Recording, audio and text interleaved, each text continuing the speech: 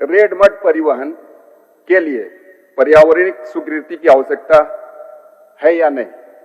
जवाब में आया है महोदय नहीं है।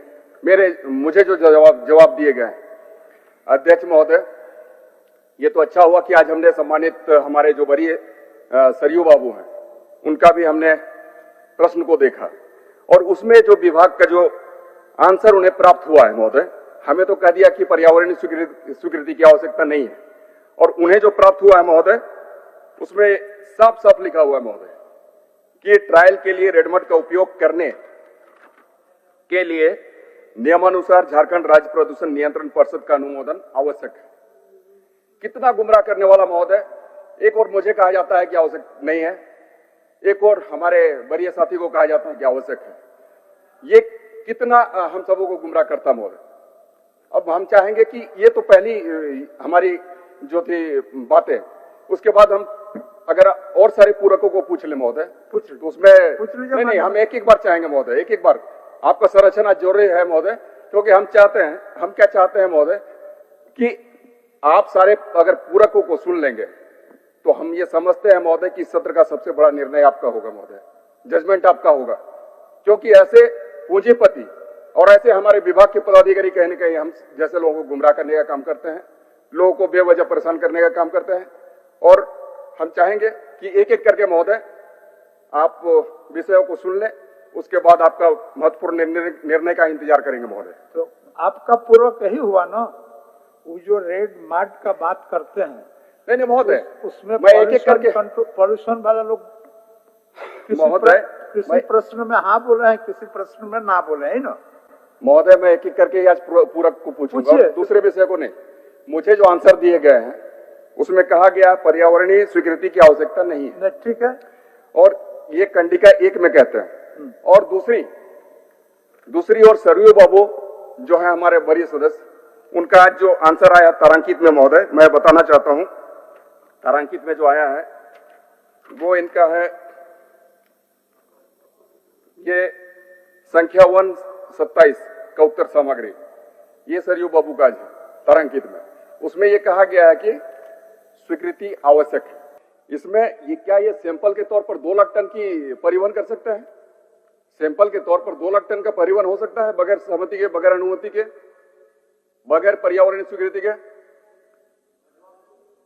जवाब ले लीजिए मान्यवर।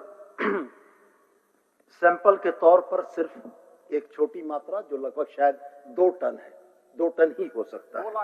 2 लाख है महोदय। बहुत अधीर होते हैं आप, अधीर मत होइए, मेरे जवाब को सुन लीजिए। अधीर होइएगा तो समाधान थोड़ी निकलेगा। मान्यवर, हिंडाल्को ने झारखंड राज्य प्रदूषण नियंत्रण परिषद को लिखे पत्र में स्वयं स्वीकार किया कि बगैर उन्होंने अनुमति के 2 लाख टन रेडमड को ट्रांसपोर्ट किया। निश्चित रूप से ये विचलन है और इस विचलन की जो दंडात्मक कार्रवाइयां हैं झारखंड राज्य प्रदूषण नियंत्रक ने उन पर अधिरोपित की है। तो मैं माननीय सदस्य यदि चाहेंगे तो आपके माध्यम से झारखंड राज्य प्रदूषण नियंत्रण के द्वारा जो अधिरोपित की गई है उन पर वो कॉपी भी आपको भेज देता हूं, माननीय सदस्य को उपलब्ध करा दें। माननीय अमित कुमार जी। महोदय हो गया ये? नहीं हुआ नहीं है महोदय। मैं ये कहना चाहता हूं महोदय कि रेडमड पॉन्ड के लिए पर्यावरणिक स्वीकृति की आवश्यकता है, अभी जैसा कि विभाग ने माना। ये फिर 10 लाख टन की जो स्वीकृति का जो सशर्त स्वीकृति, ये भी हम समझते हैं कि शायद वही होगा, सशर्त स्वीकृति।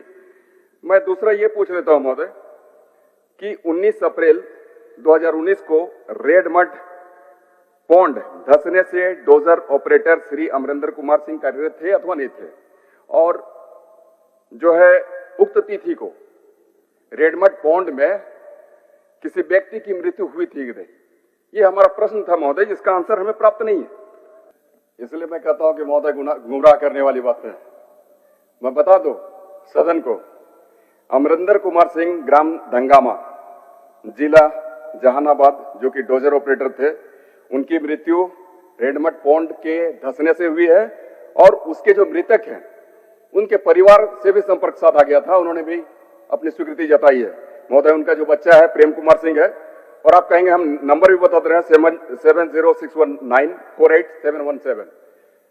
अगर हो तो महोदय ऐसे ही अभी सदन में ही कॉल करके पूछ लिया जाए महोदय। तो इस तरीके से विभागीय पदाधिकारियों को गुमराह करने की जरूरत नहीं है महोदय, काफी तकलीफ की बात है।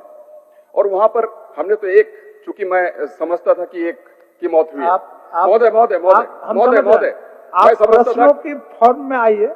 आप किसी कामगार कर्मचारी के मृत्यु की सूचना या मृत्यु की बात आप इस जगह पे रख रहे हैं, उसका आपके पास प्रमाण भी है। और माननीय मंत्री जी ने सदन को बताया कि इन लोगों को किसी की मौत नहीं हुई, किसी की मौत नहीं हुई।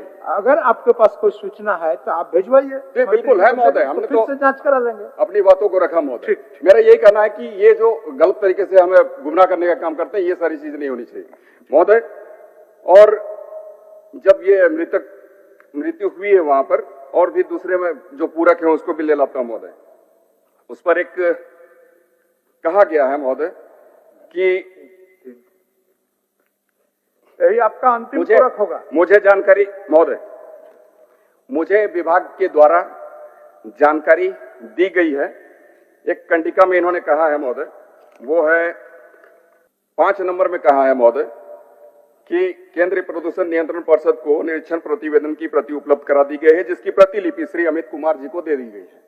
महोदय, अगर हम बाहर के जवाब को ही हम सदन में लाएं, बाहर में उन्होंने कौन सा जवाब दिया है, कौन सा नहीं दिया है, और आज हम इस सदन को बताने का काम करें।